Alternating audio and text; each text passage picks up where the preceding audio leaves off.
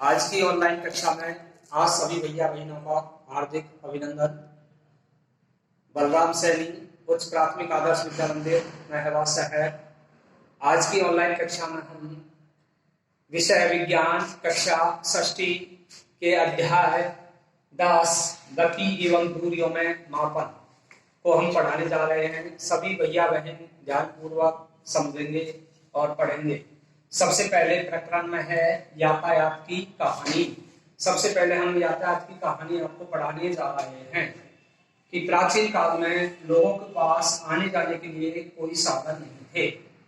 धीरे धीरे मनुष्यों में जब मनुष्य यातायात की खोज में लगे तो पहले जो यात्रा करते थे पैदल करते थे और बोझ को अपने पीठ पर लाद करके एक स्थान से दूसरे स्थान पर आते जाते थे।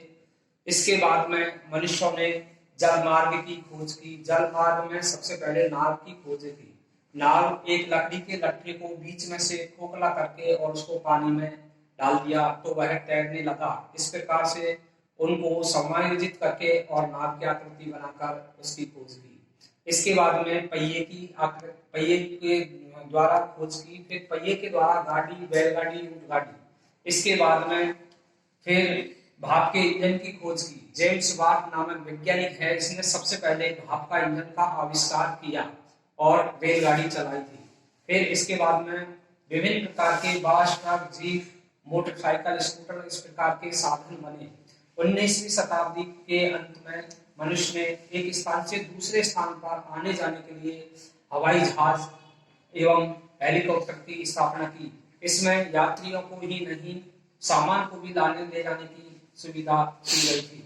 इसी प्रकार फिर हम एक जो यातायात की कहानी में है, यातायात के साधन किसे कहते हैं, तो आप सभी ध्यान से समझेंगे कि वे साधन या एक स्थान से दूसरे स्थान तक आने और जाने के लिए जिन साधनों का उपयोग करते हैं उन्हें हम यातायात के साधन कहते हैं।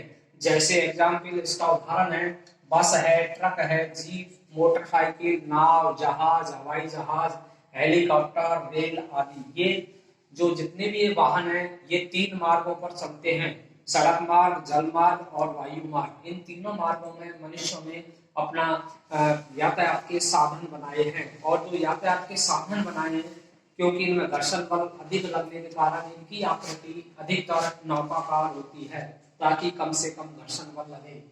अब है दूरियों का मापन। जो भी दूरी तय करते हैं उसको कैसे नापते थे, तो प्राचीन काल में लोग दूरियों को मापने के लिए पैर की लंबाई, उंगली की चौड़ाई, एक कदम की दूरी आदि का उपयोग करते थे। परंतु इनमें अंतर के कारण उलझने होती थी, इसलिए मापन की एक मानक प्रणाली विकसित करने की आवश्यकता हुई। फ्रांसीसियों ने मापन की मीटर पद्धति विकसित की और वर्तमान में समस्त संसार में मापन की एक पद्धति आई है। उस पद्धति का नाम है अंतरराष्ट्रीय मात्रक प्रणाली। इसे एसआई के नाम से भी जाना जाता है। इस प्रकार प्रश्न भी आता है कि एसआई क्या है, तो एसआई का मतलब होता है अंतरराष्ट्रीय मात्रक प्रणाली। ये प्रचलित हुई, जिसे एसआई पद्धति में लंबाई का मात्रक होता है मीटर। अब आता है मापन। मापन की परिभाषा है कि किसी ज्ञात मात्रा की, कोई भी वस्तु है उसकी ज्ञात मात्रा की उसी प्रकार की ज्ञात मात्रा से तुलना, अज्ञात मात्रा से ज्ञात मात्रा की तुलना करना मापन कहलाता है। अब है हमें विभिन्न प्रकार की लंबाइयों को किस प्रकार नापा जाता है, तो उस लंबाइयों को मापने के लिए हमें कुछ सावधानियां रखनी होती हैं। तो वो सावधानी है, सबसे पहले है कि पैमाने को वस्तु के संपर्क में उसकी लंबाई के अनुदिश रखना चाहिए।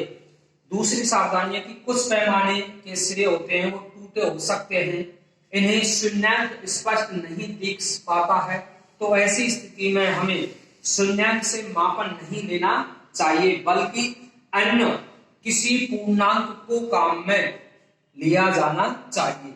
तीसरी सावधानी है कि मापन लेने के लिए आंख की सही स्थिति भी महत्वपूर्ण होती है। जिस बिंदु की माप लेनी है आंख उसके ठीक सामने होनी चाहिए।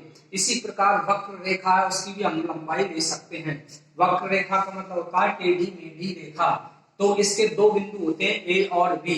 हम एक धागा लेते हैं और धागे को अपने हाथ से पकड़कर उस वक्र रेखा के अनुदिश हम पकड़ते हुए आगे की ओर बढ़ते हैं। एक सिरे पर गांठ लगा देते हैं और दूसरे सिरे पर भी हम गांठ लगाकर उसको सीधा करके हम उसकी लंबाई को नाप सकते हैं। इस प्रकार हम वक्र रेखा की भी लंबाई नाप सकते हैं। ठीक है भैया बहनों, आज के वीडियो में इतना ही। कल हम अगले वीडियो में गति के बारे में पढ़ेंगे। गति किस प्रकार की होती है और कितने प्रकार की होती है, किसे कहते हैं, इसके बारे में। धन्यवाद।